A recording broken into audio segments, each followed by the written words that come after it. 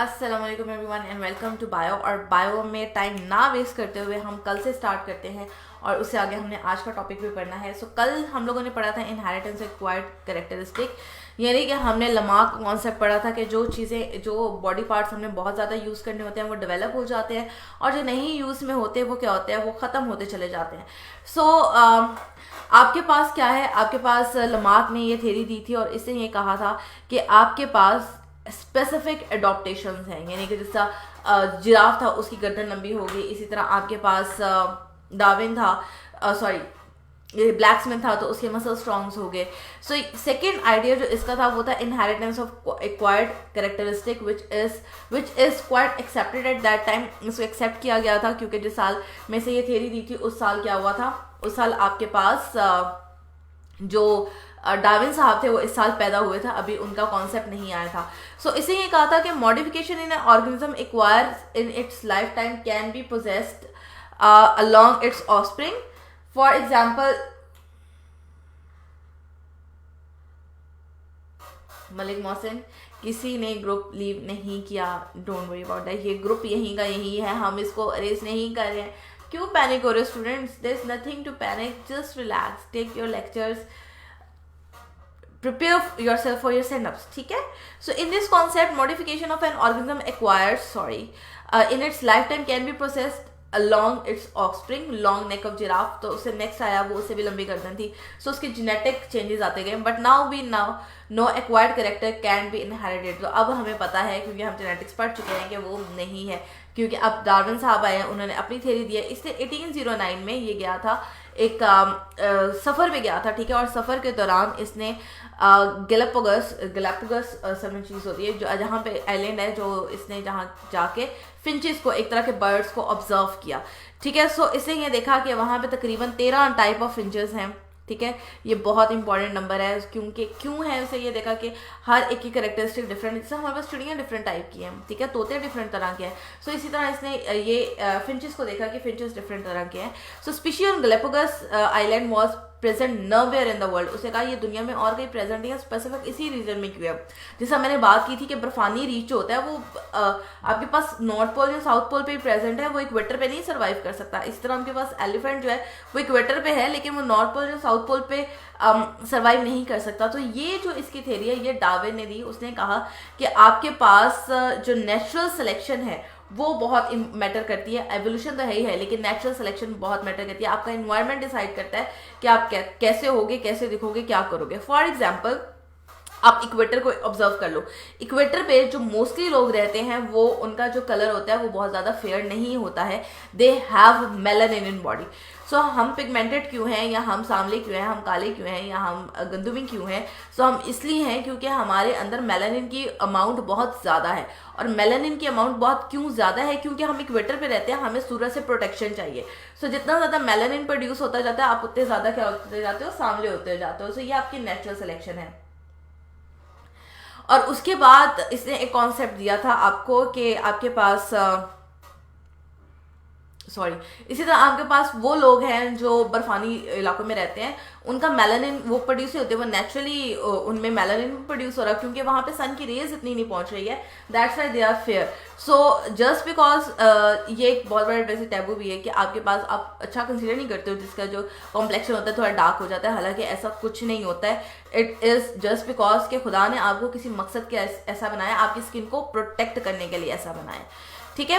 After returning to Great Britain, जब ये दोबारा आया बरतानिया में वापस, जहाँ पे कॉन्फ्रेंस हुआ करती थी सारे साइंटिस्ट की, इसने वहाँ पे अपना ये कॉन्सेप्ट पेश किया। इसे कहा ही perceive origin of new species and adaptation are closely related. उसने कहा है कि जो ऐसी आपके पास जितनी भी नस्लें हैं, जो कि किस्में हैं, नॉट नस्लें, किस्में हैं परिंदों की या जानवरों की, वो क्यों हैं? क्योंकि वो इन्वायरमेंट पे बहुत ज़्यादा डिपेंड करती हैं। New species arrive from gradual adaptation is ancestral forms. वो कहते हैं ये जो उसके अंदर चेंज आता है वो आहिस्ता आहिस्ता आता है। जैसा हम पैदाइशी गोरे नहीं होते हैं या पैदाइशी काले नहीं होते हैं, बल्कि हमारे पास्ट में जो हमारे अबाउस्ताज थे वो इस एरिया में आए। सो इस एरिया में आने के बाद उन पे सूरज की किरणों ने इफेक्ट किया, उनका मेलानिन प्रोड्यूस हुआ। सो नेक्स्ट जनरेशन में मेलानिन की प्रोडक्शन ज़्यादा होगी, उससे ज़्यादा नेक्स्ट प्रोडक्शन उसी इलाके में वो रहे काफ़ी अर्सा। अब जो उनके बच्चे होंगे वो और ज़्यादा गंदमी होंगे, फिर उनके जो बच्चे होंगे वो और ज़्यादा गंदमी होंगे। सो उसने कहा कि ये आपके पास बहुत जनरेशन वाइज ट्रैवल करता है, बट ये करता है और इसमें आपकी जो नेचुरल सिलेक्शन है वो बहुत इंपॉर्टेंट पार्ट प्ले करती है। So over many generations, two species can become dissimilar enough to be designated as separate species. तो उसने कहा कि बहुत बहुत लंबे अरसे के बाद, बहुत ज़्यादा एवोल्यूशंस के पास आप दो चीज़ों के डिफ्रेंशिएट कर सकते हैं, जैसे बिल्ली और शेर है। अगर आप चीता है, अगर आप बिल्ली और चीते को ऑब्जर्व करो तो उनके अंदर इतनी सिमिलैरिटीज़ हैं कि अगर आप थोड़ा सा साइज इंक्रीज कर दो बिल्ली का तो बिल्कुल आपको चीता लगना शुरू हो जाएगी।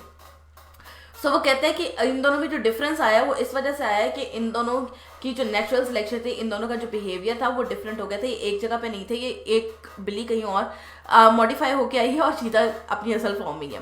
सो वो जो मॉडिफिकेशन है वो से कहा कि जनरेशन वाइज ट्रेवल करती है आपके पास। This is what happen to Galapagos finches. उसने कहा यही बर्ड्स का हिसाब है कि जो नॉर्मल बर्ड्स जैसे ही हैं, लेकिन ये आपके पास चूंकि इनमें एवोल्यूशन हुई है इसलिए डिफरेंट है।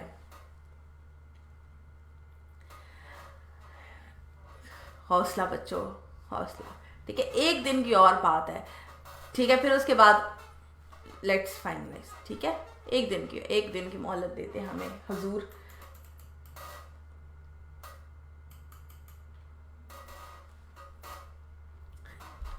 So sweet of you, Malik Mohsen. So next time, Darwin has worked out major features on his theory of natural selection as a mechanism of evolution. और इसकी जो theory of natural selection है ये सबसे ज़्यादा मानी जाती है दुनिया में कि आपके पास जो environment है या जो climate है वो decide करता है कि आपके कैसे characteristic होंगे।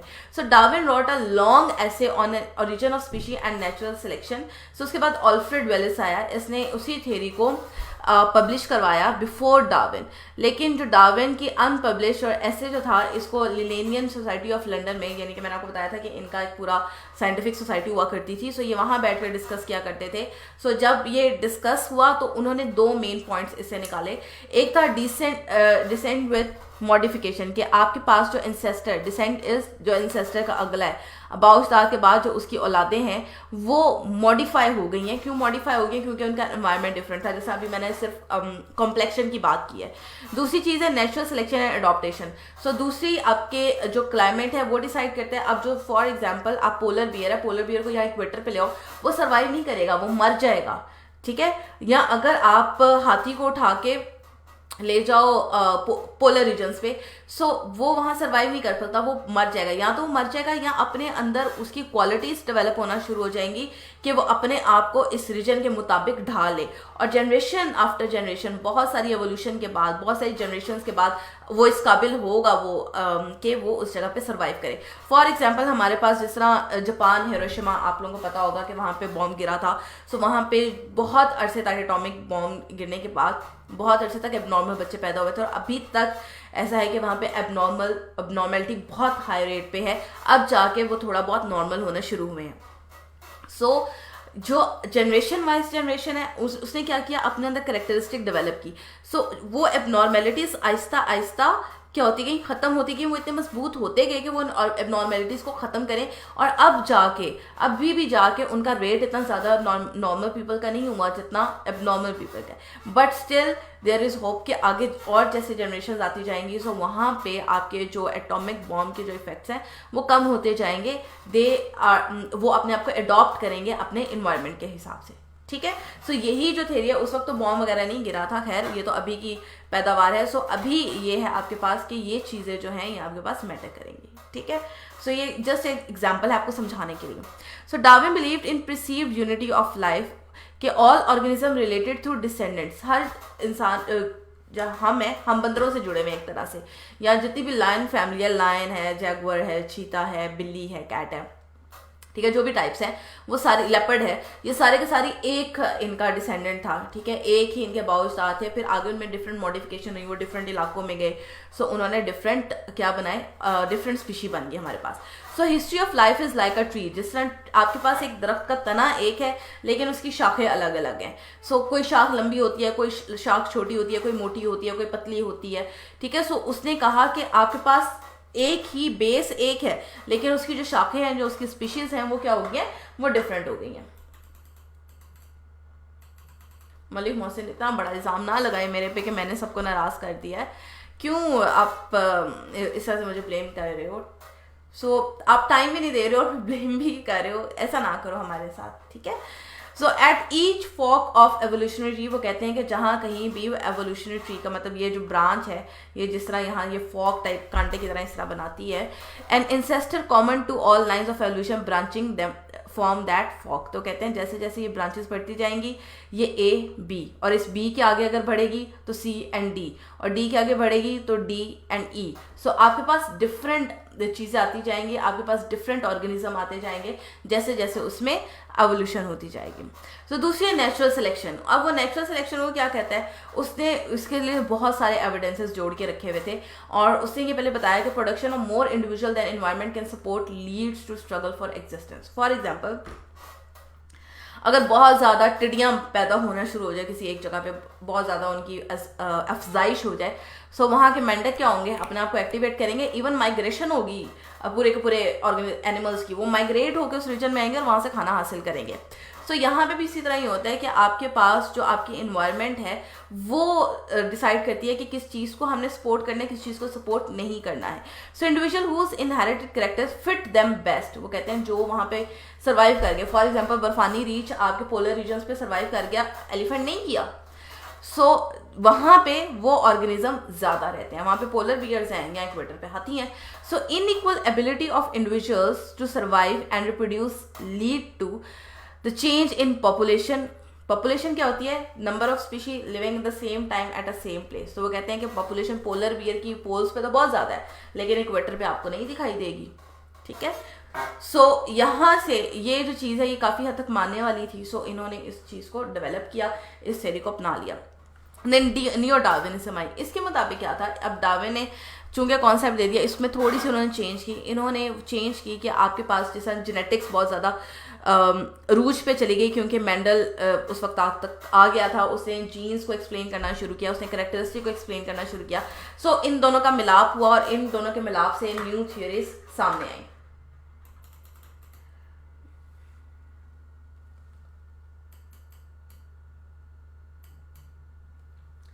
ओके मलिक मोहसिन, मैं वैसे आपका मैसेज ये वाला कॉल वाला तो मैसेज मैंने फॉरवर्ड कर चुकी हूँ, ठीक है। और सेकंड थिंग, हम आपको सपोर्ट करेंगे तो definitely our support is with you, ठीक है। इस बारे में परेशानी होना कि हम आपको सपोर्ट नहीं करेंगे, वी आर विद यू, ठीक है। So origin of species convince many biologist the species are product of evolution. अब ये जो उसने थ्योरी दी थी कि आपके पास ऐसा ऐसा ग्रेजुअल चेंजेस आती जाती हैं, सो उन्होंने इसको एक्सेप्ट किया। उन्होंने कहा हाँ जी, इस तरह से एवोल्यूशन होती है, वो नेचुरल सिलेक्शन होती है, बॉडी अपने आप को अडॉप्ट करती है। फॉर एग्जांपल, पहले ज़माने में मलेरिया से बहुत सारे लोग मर जाते थे, ठीक है, या प्लेग से, ताउन जिसको कहते हैं, उससे बहुत सारे लोग मर जाते थे। आजकल नहीं मरते हैं, क्योंकि एक तो हमें इम्यूनिटी डेवलप हो गई हुई है, दूसरा ये कि हमारे पास ऐसे वैक्सीन्स हैं कि हम उस पर ओवरकम कर सकें, ठीक है। सो हम एक्सटर्नली हमारी बॉडी में इम्यूनिटी बिल्ड करने की ताकत आ गई है, ठीक है। सो हम अब उन बीमारियों से नहीं डरते, बल्कि और एक मौलिक बीमारी आ रही है, अब हम उनसे डरने लग गए। सो अब हमारी जब अगली जनरेशन आएगी, सो वो बीमारियां उनमें और कम होती जाएंगी, जो आजकल कॉमन है वो उनमें नहीं हुआ करेंगी, क्यों, रेजिस्टेंस आती जाती है, डेवलप होती है इम्यूनिटी। सो यहाँ पे यही चीज़ उसने एक्सप्लेन की थी। सो बर्थ ऑफ पॉपुलेशन जेनेटिक्स, उसने कहा कि जेनेटिक्स आ गई है भाई, अब थोड़ा बहुत चेंज करो इसको, विच एम्फोसाइज एक्सटेंसिव जेनेटिक वेरिएशन। उसने क्या कहा था कि आपके पास क्रॉसिंग ओवर का मैकेनिज्म है, ठीक है। यहाँ से भी बहुत सारी चीज़ें क्लियर हो गई कि जो बेस्ट जीन होता है वो सर्वाइव कर जाता है, जो वीक जीन होता है वो नहीं सर्वाइव करता। सो इन 1930 मेंडलिज्म एंड डार्विनिज्म, यानी कि मेंडल का वर्क और जो डार्विन का वर्क है, इन्हों कंबाइन हुआ, और कंबाइन होने के बाद हमें क्या मिला, genetic basis of natural selection. उसने कहा कि बेशक जेनेटिक इन्वॉल्व है, लेकिन आप नेचुरल सिलेक्शन को भी रूल आउट नहीं कर सकते हो, ये भी एक फैक्टर है आपकी नई जनरेशन में। सो इस कॉन्सेप्ट को जो नाम दिया गया था वो था मॉडर्न थ्योरी या modern synthesis of neo Darwinism. So it is called synthesis. इसको सिंथेसिस क्यों कहा गया, because integrated discoveries and ideas from many different fields including palaeontology, और ये सारी चीज़ों में थी। यानी कि आप फॉसिल से ये चीज़ पढ़ सकते हो, आप उनकी टेक्सोनॉमी यानी उनकी क्लासिफिकेशन को रीड कर सकते हो, आप उनकी जोग्राफी देखो, जैसा अभी हाथी और पोलर बेयर की एग्जाम्पल ही मैं बार बार रिपीट कर रही हूँ। सो हर चीज़ इस पर इफेक्ट करेगी और तब जाके आपके पास आपके पास एवोल्यूशन होती है कहीं भी, ठीक है, आपके पास एक नई स्पीशी आती है। सो एविडेंसेस हमें कहाँ से मिल सकते हैं? बायोजोग्राफी से, ठीक है। एक रीजन में वो पॉपुलेशन है, दूसरे रीजन में नहीं है। फॉसिल रिकॉर्ड, जैसा डायनासोर है, ये अभी तो एक्सटेंट हो गया लेकिन था ना प्रेजेंट, फॉसिल के थ्रू हमें पता चला। देन है कंपैरेटिव एनाटॉमी, जैसा हम शेर और बिल्ली की तरह एनाटॉमी देखें एक तरह से है, ठीक है, इंटरनल स्टडी देखें एक तरह से है, बट थोड़े से करेक्टरिस्टिक शेर में ज़्यादा डेवलप है, कुछ करेक्टरिस्टिक बिल्ली में ज़्यादा डेवलप है, ठीक है। देन कंपैरेटिव एम्ब्रियोलॉजी, जैसा ये बहुत इंपॉर्टेंट है आपके पास, क्यों? क्योंकि जब आप एम्ब्रियोलॉजी स्टेट पे होते हैं, जब एम्ब्रियो डेवलप हो रहा होता है, जब बच्चा किसी भी चीज़ का, एनिमल का, ठीक है, डेवलप हो रहा होता है, सो उस वक्त क्या होता है, उस वक्त शुरू में एक ही प्रोसेस है। जैसे एनिमल्स, अगर मैं ह्यूमन की बात करूं तो शुरू में टेल बोन होती है, लेकिन मंकीज में वो डेवलप हो जाती है, ह्यूमन में डेवलप नहीं होती है। सो ये आपके पास कंपैरेटिव बायोलॉजी आती है। देन मोलेकुलर बायोलॉजी, ये बड़ी इंपॉर्टेंट है। आपके जो स्ट्रक्चर है इंटरनल, आपके जो बायोमोलिक्यूल्स हैं वो क्या है। फॉर एग्जाम्पल प्लांट्स के पास सेलुलेज एंजाइम है, हमारे पास सेलुलेज एंजाइम नहीं है। हम प्लांट के सेलुलोज को डाइजेस्ट नहीं कर सकते, हम हरी सब्जियां खाते तो हैं पर हम उसको डाइजेस्ट नहीं कर पाते हैं, ठीक है। देन है ग्राफिकल डिस्ट्रीब्यूशन ऑफ स्पीशी, यानी कि जोग्राफी किस तरह से सपोर्ट करती है इसको, जोग्राफी किस तरह से देखती है। सो ग्राफिकल डिस्ट्रीब्यूशन ऑफ स्पीशी, आपके पास हर इलाके के डिफरेंट एनिमल्स हैं, ठीक है। जैसा अफ्रीका में हाथी बहुत ज़्यादा है, ठीक है। श्रीलंका की अगर आप बात करो तो वहाँ पे शेर बहुत, या बंदर बहुत ज़्यादा है। श्रीलंका, इंडिया में बहुत, पाकिस्तान में बहुत सारे बंदर हैं, ठीक है। और पोलर बियर नहीं यहाँ पाए जाते हैं, ठीक है। देन पांडा की अगर हम बात करें तो जो पांडास हैं उनके लिए भी एक स्पेसिफिक बैम्बू फॉरेस्ट होता है, ठीक है। वो फॉरेस्ट्री जगहों पे ज़्यादा रहना पसंद करते हैं। So first suggested idea of evolution to Darwin, so island have many species, उसने कहा कि यहाँ पे बहुत ज़्यादा स्पीशीज हैं जो कि रिलेट करती हैं, उन जैसी नहीं है, उनसे जैसी दिखती हैं बट थोड़ा बहुत डिफरेंस आ जाता है। सो एमेडोलस इज कांटों वाली से सुने हैं कभी, वो होती है जो कि अमेरिका में होती है लेकिन दूसरी जगहों पे बहुत कम है। So evolutionary view predict that contemporary armadillos modified descendant of earlier species, उसने कहा कि पहले उनका साइज बहुत बड़ा था, इस तरह छोटा होता चला गया, जैसा क्रोकोडाइल के बारे में हम कहते हैं, छिपकलियों के बारे में कहते हैं। Then a fossil record, fossil record से हमें फौरन पता चल जाता है, अच्छा ये बोन ऐसे थी, ये ऐसे था, ये शेल ऐसे था, ये चीज़ ऐसी थी, ये ऑर्गेनिज्म ऐसा दिखता होगा। So succession of fossil form that is a strong evidence, it provide visual record, ये आपको बताता है कि कोई ऑर्गेनिज्म कैसा दिख सकता है, कैसा हो सकता है। showing the evolution, for example evidence from biochemistry, molecular biology, cell biology places prokaryotes as ancestors of life, उन्होंने कहा कि सारी की सारी लाइफ यहाँ से स्टार्ट हुई है, आपके पास सेल डेवलप होना शुरू हुआ, फिर उसने ऐसा ऐसा अपनी सेल मेम्ब्रेन बनाई, बैक्टीरिया की सेल मेम्ब्रेन है और वो यूकैरियोट में डेवलप हुआ, जो हमारी सबसे पहली थ्योरी थी, ठीक है। देन आपके पास आ जाता है कंपैरेटिव एनाटॉमी, आप इंटरनल स्ट्रक्चर को देखते हो, जैसे आप क्रोकोडाइल को, आपने रेप्टाइल्स को एक फैमिली में क्यों रखा है, आपने क्रोकोडाइल को, टर्टल को, ठीक है, लिजर्ड को एक फैमिली में क्यों रखा है, या आप कैमलियन है आपके पास, देन आपके पास और क्या, सेलेमेंडर है, ये सारी एक फैमिली में, क्यों? क्योंकि एक जैसे दिखते हैं। इस तरह फिशेस के ढेर टाइप है, शार्क है, ठीक है, रोहू आप लोग खाते होगे, सेलेमेंडर है, सेलेमेंडर बोरी, इलेक्ट्रिक ईल है, देन आपके पास और ढेर सारी गोल्डन फिश है, ठीक है, ढेर सारी फिश है, वेल है, डॉल्फिन है, ये सारी की सारी फिश की फैमिली में क्यों आती है, डॉल्फिन नहीं आती, ये सारी की सारी फिश की फैमिली में क्यों आती है, या वेल नहीं आती, कौन सी नहीं आती, आप बताओ क्या नहीं आता फिश की फैमिली में, डॉल्फिन या वेल, एक मैमल है, ठीक है, क्योंकि अपने बच्चों को बर्थ देती है। सो वो सारों की प्रॉपर्टीज एक जैसी है, उनको हमने एक फैमिली में रखा। सो ये एवोल्यूशन ही थी जिससे हमें इनेबल किया कि आप इनको सेपरेट करो ग्रुप्स के अंदर। इस तरह ह्यूमंस की जो इसका मेमेलिया है, इसमें आप उन तमाम ऑर्गेनिज्म को रिप्लेस करते हो। मलिक मोहसिन, ये रिकॉर्डिंग में चला जाएगा, आपकी हेल्प करेगा, ना करे अभी ऐसे, ठीक है, सुन ले। So for example same skeleton element make up forelimbs of human, cats, whales, bats and other mammals although having different function, ठीक है। वो कहते हैं आपके पास forelimbs है, जैसे हमारे बाजू हैं, हम इसको काम करने के काम हमारे काम आते हैं। अगर हम बात करें कैट की, तो कैट अपनी 4 टांगों पे चलती है, वो बाजू जो है उसके टांगों के तौर पे यूज़ होते हैं। अगर हम बर्ड्स की बात करें तो यही जो बाजू हैं ये पर बन चुके हैं उसके। सो डिफरेंट ऑर्गेनिज्म में डिफरेंट बिहेवियर है। सो एवोल्यूशन आपको शो करती है कि है तो ये 4 लिम्स ही, लेकिन ये डिफरेंट ऑर्गेनिज्म में डिफरेंट तरह से बिहेव करते हैं। देन बेसिक सिमिलैरिटी है तो 4 लिम्स ही, ठीक है तो ऊपर ही प्रेजेंट है, लिम्स है आपके पास, लेकिन ये डिफरेंट ऑर्गेनिज्म में डिफरेंट बिहेव करते हैं।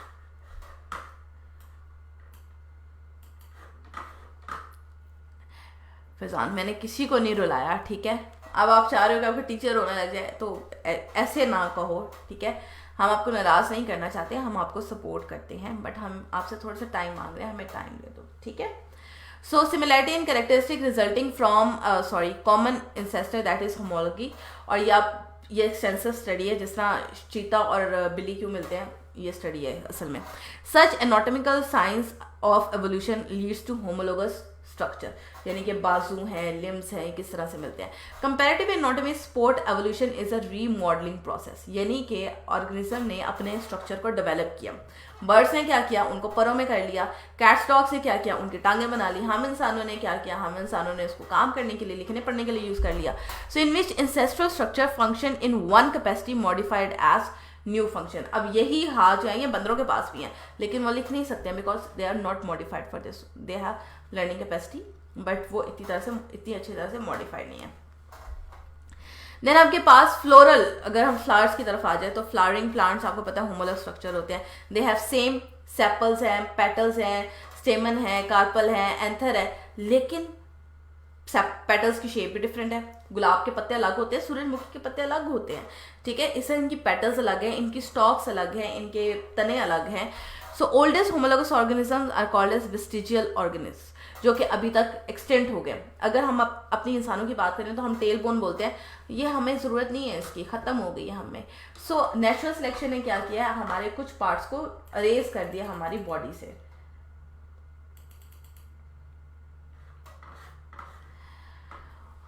So historical remnant of structure that had important function in ancestor but no longer essentially present. For example, आपके पास whales आ जाती हैं। whales के the skeleton of whales and skin retain vestiges of pelvis and leg bone, ठीक है। हमारी body में क्या है, हम इसको चलने के काम करते हैं, जबकि ये उसको उसकी दुम में आ गए और ये उसके मूवमेंट में हेल्प करते हैं।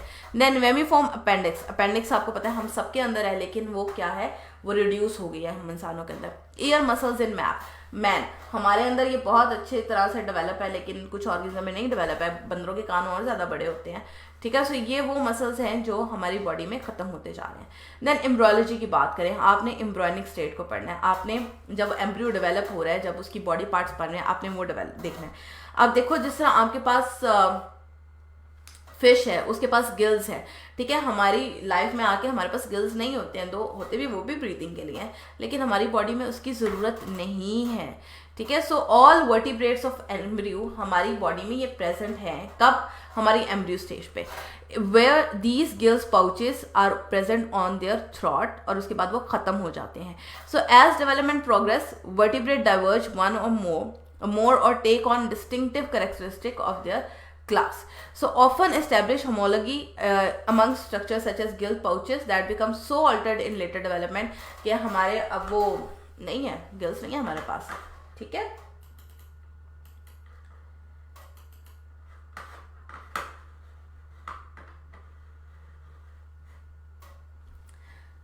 गाइस सुन लें, मेरी बात भी सुन लें, ठीक है।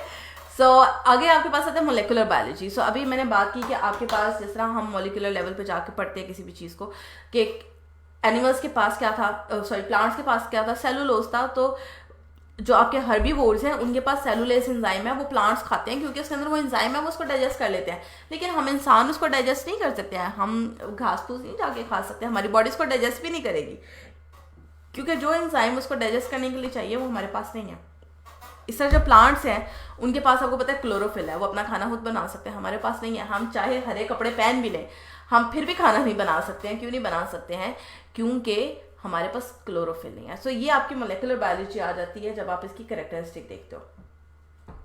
इस तरह जो ब्लू ग्रीन एल्जी है, उसको क्यों ब्लू ग्रीन एल्जी का नाम दिया? एक तो उसके पिगमेंट की वजह से, दूसरा उसके एल्जी बिहेवियर की वजह से कि वो अपना फूड खुद प्रिपेयर कर सकता था, ठीक है। So evolutionary relationship reflected in DNA and protein. If two species have genes and proteins with same sequences of monomers that match closely must have been copied from the common ancestor. For example, आपके पास cytochrome A है, cytochrome B है, cytochrome C है, जो कि आप first year में पढ़ चुके हो. So सारे के सारे सिमिलर हैं, but there is only a little difference, जिसकी वजह से इनको ABC करके नाम दिया गया है. इसका विटामिन B है, विटामिन B 1 है, 2 है, 3 है, 12 है. So it's almost similar, but there is little difference in different structure. For example, common genetic code bring evidence that all life is related. और molecular biology क्या करती है, हमें support करती है कि हाँ जी भाई, कहीं ना कहीं evolution हुई थी और कहीं ना कहीं ये organism एक दूसरे से मिलते जुलते थे. ठीक है.